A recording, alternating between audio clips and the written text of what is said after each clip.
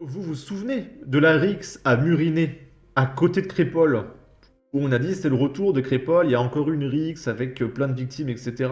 À côté de Crépol. Eh bien aujourd'hui, une troisième rixe à côté de Crépol. Encore. On est à Chattes, dans le 38. Et oui, il y a une ville qui s'appelle Chattes.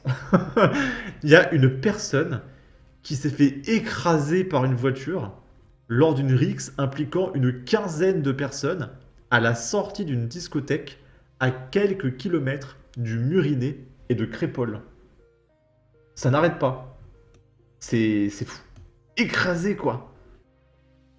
Tout d'abord, une nouvelle rixe dans l'Isère tôt ce matin à la sortie d'une discothèque. Une personne a été écrasée par une voiture. Elle est hospitalisée. On vous retrouve sur place, Naoufel El Kawafi. C'est un Et je rappelle aussi qu'à Murinet et à Crépol, les journalistes de BFM TV ont dit oui, mais en fait, le contexte, c'est qu'en face, ils ont dit des propos extrêmement méchants et qu'en quelque sorte, ils l'ont un peu mérité.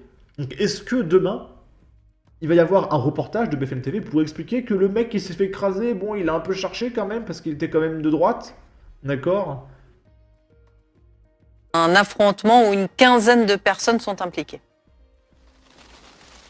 Absolument. Hier, après 5 heures du matin, cette rixe a éclaté aux abords de cette discothèque située juste derrière moi. Une quinzaine d'individus qui étaient concernés. Deux groupes qui se sont affrontés. Une personne a été écrasée par une voiture. Vous le disiez, elle a été hospitalisée, mais ses jours, à l'heure où on se parle, ne sont pas en danger.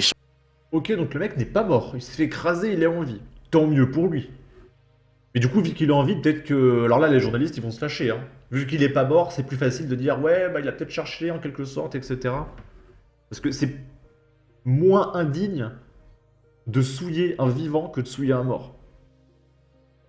On discutait il y a quelques instants avec le responsable de cette boîte de nuit qui nous a expliqué Enfin, après, ça les a pas empêchés de souiller Philippe et Thomas qui étaient morts, hein, et de dire qu'ils l'ont un peu cherché en quelque sorte. Ils ont pas de dignité, ces gens-là, donc... que cela s'est déroulé à l'extérieur de son établissement après la fermeture de cette boîte de nuit. Lui, il était à l'intérieur. Il a été interpellé par des cris, du bruit à l'extérieur. Et lorsqu'il est sorti, il a aperçu deux personnes qui étaient légèrement blessées et qu'il a soignées. Très rapidement, les pompiers et les gendarmes sont intervenus. Pourquoi? Parce qu'il y a un dispositif de sécurité qui a été mis en place depuis plusieurs jours ici dans la zone géographique très tendue. On est à quelques kilomètres de Saint-Marcelin et du village du Murinet où il y a une semaine, des rixes ont éclaté, notamment avec plusieurs blessés, notamment un homme d'une vingtaine d'années qui a été passé à tabac. Alors, est-ce qu'il y a un lien? C'est la question qu'on se pose. Est-ce qu'il y a un lien entre ces deux événements? Eh bien, pour le gérant de cet établissement, il se questionne, il s'interroge. C'est vrai qu'on est dans une situation très tendue ces derniers jours et c'est même la raison pour laquelle il a décidé d'embaucher des agents de sécurité supplémentaires lors de ces soirées. Vigilants. Encore une fois, hein, milice privée, c'est un business à venir de fou. Il y a des mecs qui vont monter leur auto-entreprise, ils ont pas de taf, ils sont au chômage, il va voir ses potes, mec, viens, on monte une milice privée, on monte une petite entreprise, et on va voir des entreprises, on leur dit écoutez, si vous voulez une milice privée, on est disponible, etc. C'est le métier du futur. C'est pas dur à mettre en place, hein. Faut juste trouver des potes, déclarer son entreprise à l'URSSAF, tu dis bah voilà, milice privée, ou je sais pas comment ça s'appelle, et puis il faut démarcher les entreprises, est-ce que vous avez besoin de protection? C'est tout à fait légal, hein. En revanche, pour le maire de Chattes qu'on a contacté tout à l'heure et qui nous a expliqué que des échauffourées, des bagarres en sortie de boîte de nuit arrivaient assez fréquemment. Une enquête, en tout cas, est ouverte pour déterminer si lien il existe entre ces deux événements. Et en vrai, même pas besoin de potes, hein. À toi tout seul, tu peux aller chercher les entreprises et leur dire est-ce que vous avez besoin de protection? Je suis une milice privée. Vous imprimez un bout de carte sur un bout en carton, là. Je pense que pour 20 à 50 balles, vous faites 200 cartes. Vous distribuez vos cartes un peu partout. Et puis vous trouvez une entreprise qui a besoin de protection. Ok? En tout cas, c'est merveilleux. Dites-vous que quand j'ai vu ce reportage, j'ai hésité. Je me suis dit, mais il n'y a pas déjà eu ça il y a 3 jours, à Murinet? Et j'ai écouté. Non, non, c'est une troisième fois. C'est juste que il y a tellement d'embrouilles entre 15 mecs qui se découpent en morceaux que t'as l'impression que t'as vu la news 10 fois, mais non, non, c'est juste. Ça arrive 10 fois. Ok. Ensuite, là, on est à Noisy-le-Sec dans le 9-3. Il y a un lycéen fiché S pour radicalisation islamiste, toujours en liberté, évidemment, faut pas déconner, qui est suspecté de l'alerte à la bombe à la cité scolaire Olympe de Gouges. Et il est toujours en liberté, évidemment, parce qu'il n'a rien fait. Il a failli faire, mais il n'a pas fait. Donc c'est bon, on le laisse dehors quand même. 2 lycéens de l'établissement seraient les auteurs de l'alerte à la bombe qui a conduit à l'évacuation de quelques 1300 personnes jeudi après-midi. L'image est là. L'un d'eux est fiché S pour radicalisation islamiste. Les messageries pronotes de plusieurs élèves avaient été piratées. 2 lycéens de terminale seraient les auteurs de cette alerte à la bombe. Ce mauvais canular a profondément perturbé le fonctionnement de cet établissement qui regroupe un collège, un lycée, des classes préparatoires et des BTS. Donc le mec est radicalisé, fiché S islamiste. Et on dit mais ça va, c'était une blague, c'est un canular. Non. Expulsion. Expulsion du pays. Dans tout pays civilisé et normal, c'est expulsion. Grâce aux adresses mail et la messagerie cryptée Telegram, les enquêteurs ont pu identifier 2 auteurs potentiels. Il s'agit de 2 élèves de terminale, indique la source proche du dossier. Le profil de l'un des messagers est inquiétant. Cet adolescent est connu pour radicalisation islamiste et fiché S, complète notre source. On se rend compte qu'il y en a à peu près partout. Ce n'est absolument pas un phénomène marginal, c'est généralisé et ça devrait sérieusement nous inquiéter pour l'avenir de notre pays.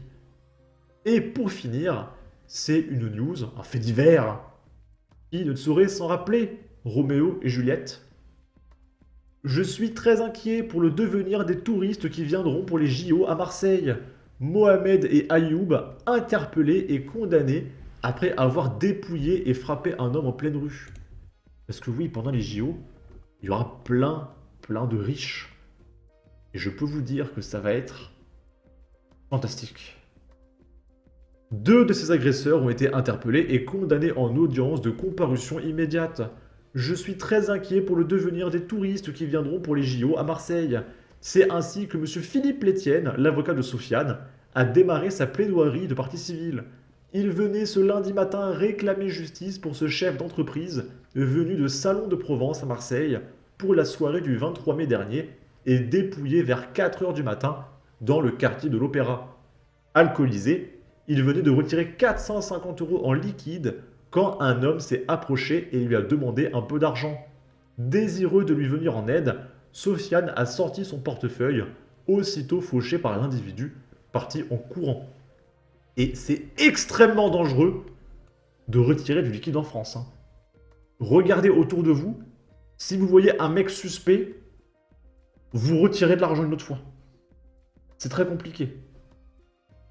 Il y a quelqu'un dans ma famille, un jour il a retiré de l'argent, et pendant qu'il retirait, il y a un mec qui est venu derrière, qui lui a posé un couteau dans le dos, et il lui a dit tu retires 100 balles, sinon je te plante.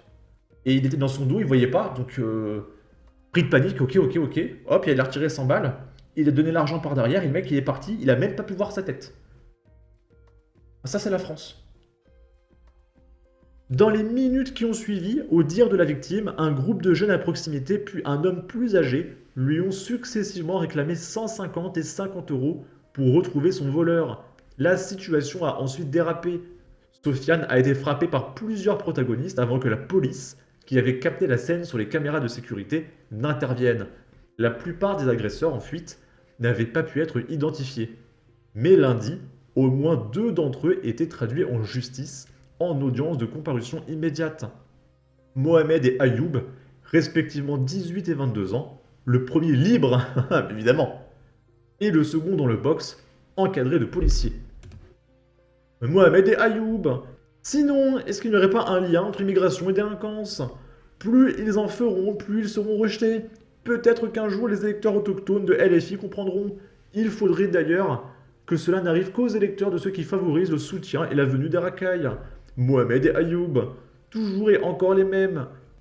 Vivement les JO. Mais non, au contraire, comme ça tous les Français et le monde entier sauront la vérité sur la situation de notre pays et le danger qui guette toutes les autres nations. Mohamed et Ayoub. Bref, en tout cas, n'hésitez pas à donner votre avis, votre opinion, à partager, liker, commenter, ça aidera au référencement de la vidéo sur YouTube. Abonnez-vous, suivez-moi sur Twitter, et à la prochaine pour de futures vidéos. Ciao!